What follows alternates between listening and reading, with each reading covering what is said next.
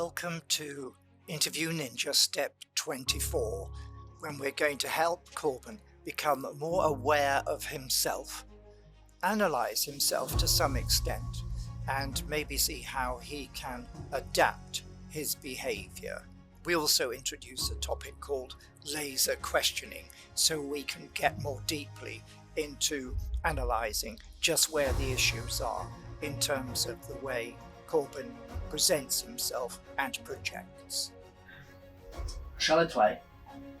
Oh, Well, you're in control now. I want you to play it from the beginning, from the very, very beginning of it. Even from when you come into the room. Yes. It's kind of like setting the scene. You're in charge now for the next few minutes, yeah? Yeah. Remember, you're facilitator. Oh no, I really don't want to watch myself. I'm so awkward. It is day 3 at Graham's University of Life. This is my 3rd attempt at an introduction video, now accompanied by my Total Control Task Force hat to boost my camera talking confidence. We've already been through some of the stuff on today's agenda. Lots of Louis Tice stuff, personal identity things, and a lot of talking about how to feel more self-confident.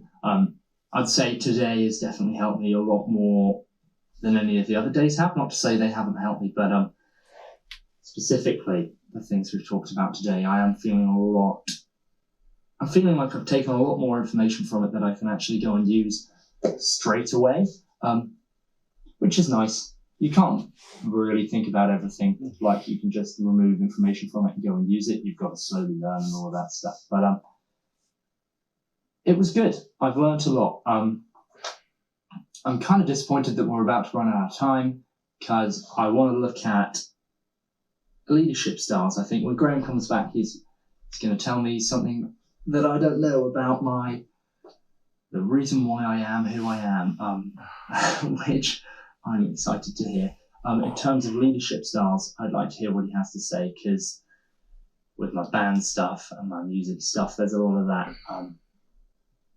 And I don't know why I behave in that way or what kind of leader I'd classify myself as, if one at all.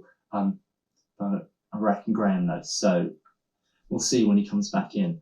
I guess this is the new Corben introduction, complete with my jacket and my task force hat. I am in total control, it would seem, although I seem to be lacking in things to say now that I'm about 3 minutes in. We shall wait for Graham and see what he has to lighten up about my childhood. Oh. Ready when you are, G-Dog.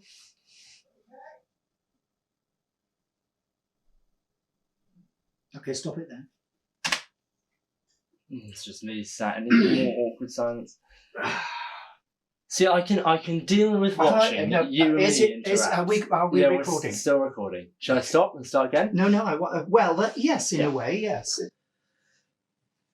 Well, how exciting is this? Because to me, it's very unusual to actually be talking to someone who's never seen themselves on camera before. Nearly everybody I've worked with, I suppose they are people a lot of them are people who've already got degrees or higher degrees, and a lot of them have been to university, and I don't know, those extra 3 years, maybe you do get something out of going to university, but it's good to see yourself, I think. I can deal with watching you and me talk.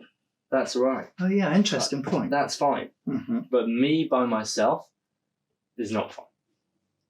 That's not something that I want to watch back.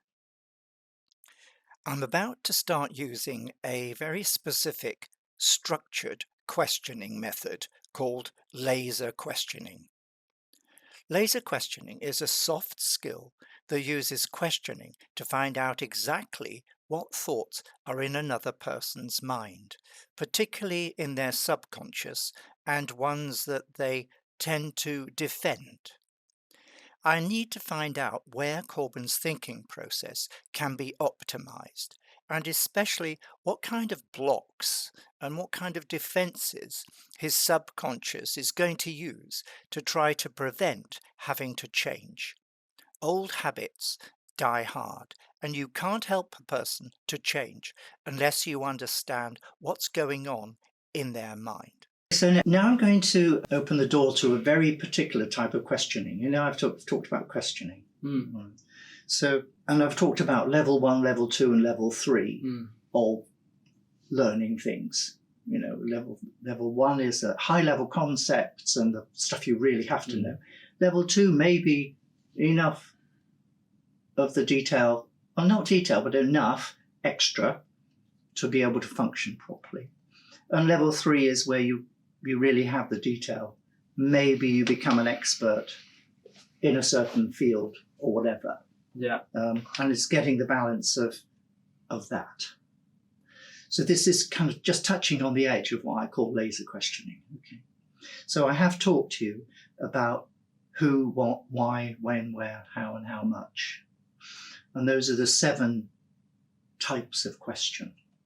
But when you ask someone a question, as I'm going to be asking you, it's important to ask the whole person. Now, generally speaking, you've got different sides of your brain. If an alien came to this planet and looked at human beings' heads, inside them, they'd say, oh, they have, I don't know what accent aliens have, but oh, interesting. They have 2 brains, not 1, and a little brain in the middle. So, and a little brain in the middle, that is instinct and immediate reactions with no thought at all. And 1 brain is for thinking and analysing and logic, and the other brain is for feeling and visualizing and emotion and stuff like that. German. Yeah. Yeah, it's true. A lot of the people who articulated this came from Freud. So it may be German, it may be Austrian. All right. So Freud had a right-hand person who worked with him, who eventually started to have different thoughts. And his name was Jung. And so a lot of psychology and psychiatry either comes from Freud and people are Freudian, or they're Jungian and they come from Jung. And their work and their groundwork on the nature between the conscious and the subconscious and thoughts and feelings, as like that's the foundation of an awful lot of psychology, psychiatry, and over the last, let's say, 60 years, behavioral science. When I ask a question, I ask a question of one side of a person's brain, maybe the left, maybe the right. So if I want a feeling, an answer about how they're feeling about something, I'll ask the question in a certain way. And if I want them to answer me with their rational, logical reasoning side. Sort of think about something. Yeah. Exactly. So in its most simplistic terms, I'd say, how do you feel about what you just watched? Okay. And if I wanted you to sort of start analysing it, I would ask you a question that's more directed. It would be differently directed. Yeah. Not more directed, differently. Yeah. I would say, well, and what did you think of this? I suppose that is more directed, isn't it? Well, it's direct. Yeah. They're both directing. Feel directs to, let's say, the left or the right-hand side. It doesn't really matter whether it's left or right. It's brain number 1, and the other one's brain number 2. I don't get into left and right brains because there's a high degree of connectivity between the two, and there's kind of a layer of neurons and stuff that actually wraps around both of them, and so a properly integrated person, their thought, their emotions and their reasoning are pretty well connected. But other types of people, they're not well connected. So you actually get people who go into deep, dark science in little rooms and just look at things all the time. They're dominated by that aspect, and that's where they're comfortable.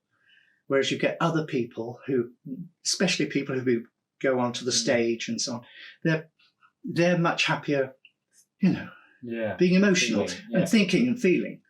So when you're working with a person and you're trying to help them fulfill their potential, what you need to know is this is a fantastic opportunity, because what we can discover jointly together, that's called tautology.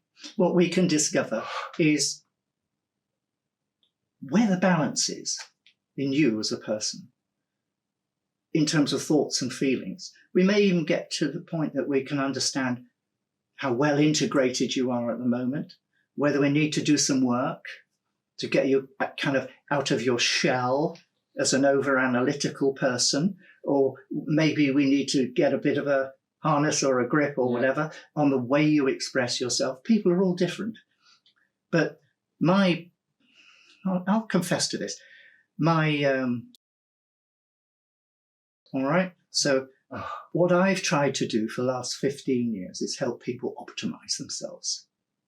But it's themselves. I'm not optimizing them to optimize yourself.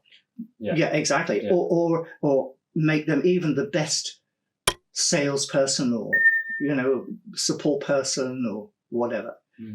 My focus is always on the individual and helping the individual. So if the individual becomes fulfilled, then they will do a better job for their employer.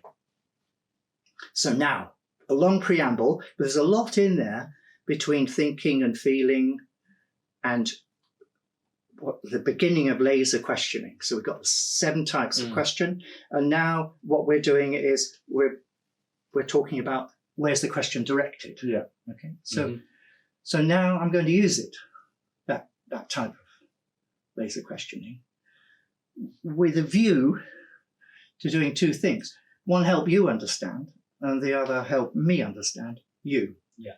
All right? You and I know that the brain is way more complicated.